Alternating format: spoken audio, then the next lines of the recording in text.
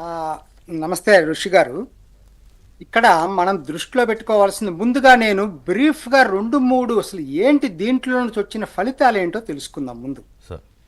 Number one, Bharat ఇచ్చిన message ఏంటంటే, ఎప్పుడు కూడా ఇటువంటి ఉగ్రవాద చర్యలు ఎప్పుడు జరిగినా కూడా దానికి రిటాలియేషన్ కంపల్సరీగా ఉంటుందనేది ఒకటి ఫస్ట్ మెసేజ్ భారత్ నుంచి.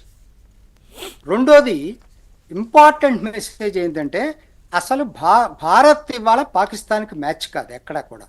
పాకిస్తాన్లో ఎక్కడైనా ఏ లొకేషన్లో అయినా ఎంత లోపలున్నా రిమోట్ ఏరియాలో ఉన్నా కూడా మాకు టార్గెట్ చేయనటువంటి ప్లేస్ కాదు.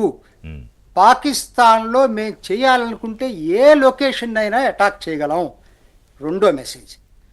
మూడు, ప్రపంచానికి మనం చెప్పిందేనా, ప్రపంచానికి చాలా ఇంపార్టెంట్ మెసేజ్. భారత్ ఇవాళ military powers one of the most powerful military powers అనే సందేశం ఇవ్వటమే కాకుండా, అసలు ఉగ్రవాద స్థావరాలు పాకిస్తాన్ ఎప్పుడు మాట్లాడుతూ ఉంటుంది కదా, ఒక విధంగా ఎవిడెన్సెస్ ఇచ్చింది పాకిస్తాన్. ఇవాళ ఎక్కడెక్కడ ఉగ్రవాద స్థావరాలు ఉన్నాయి పాకిస్తాన్లో, వాళ్ళని ఏంటంటే ఇటీవలే ఇంటర్నేషనల్ జర్నలిస్టులను తీసుకెళ్ళి అసలు చూడండి మా బోర్డర్లోకి తీసుకెళ్ళి మా దగ్గర ఎక్కడ ఉగ్రవాద స్థావరాలు లేవని చెప్పి బుకాయించడానికి ప్రయత్నం చేసింది పాకిస్తాన్.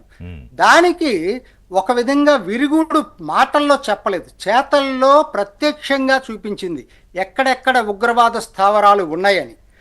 అదే టైంలో భారత్ చేసినటువంటిది ఒక్క మాటలో చెప్పాలంటే, భారత్ది యుద్ధనీతే కాదండి, దౌత్య నీతి, చాణక్య నీతి.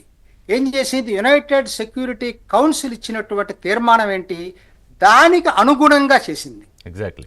పాకిస్తాన్ మీద మిలిటరీ ఇన్స్టలేషన్స్ మీద దాడి చేయలేదు, అమాయక పౌరుల మీద దాడి చేయలేదు, కేవలం తీవ్రవాద పహల్గామ్ సంఘటనకి కారణమైనటువంటి తీవ్రవాద సంస్థల మీద, వాళ్ళ కార్యాలయాల మీద, వాటి మీదే దాడి చేసి ప్రపంచాన్ని ఒక విధంగా ప్రపంచం ఓహో అనుకునే పద్ధతిలో భారత్ ప్రవర్తించింది.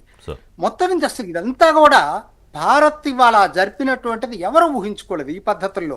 ఈవెన్ ఇజ్రాయెల్ జరిపినా, హమాస్ దాడి జరిగినప్పుడు వెంటనే రిటాలియేషన్ జరిగినా, ఇంతగా సివిలియన్స్ అటాక్ లేకుండా లేకపోతే ఇంకోటి లేకుండా జరిగినటువంటి సంఘటన లేదు. కానీ మనం వ్యూహాత్మకంగా పాకిస్తాన్ తోటి మనం యుద్ధం చేయలే, ఓన్లీ తీవ్రవాద సంస్థల మీద యుద్ధం చేశాం. అదే టైంలో మీరు ఇందాకనే ఇంట్రడక్షన్లో చెప్పారు కదా, అసలు సోహైల్ ఖురేషిని ఇంకొక అమ్మాయి వ్యోమికా సింగ్ని పెట్టడం అనేది అద్భుతమైనటువంటి వ్యూహంలో భాగమే. ప్రపంచానికి ఒకటి మన మహిళా శక్తి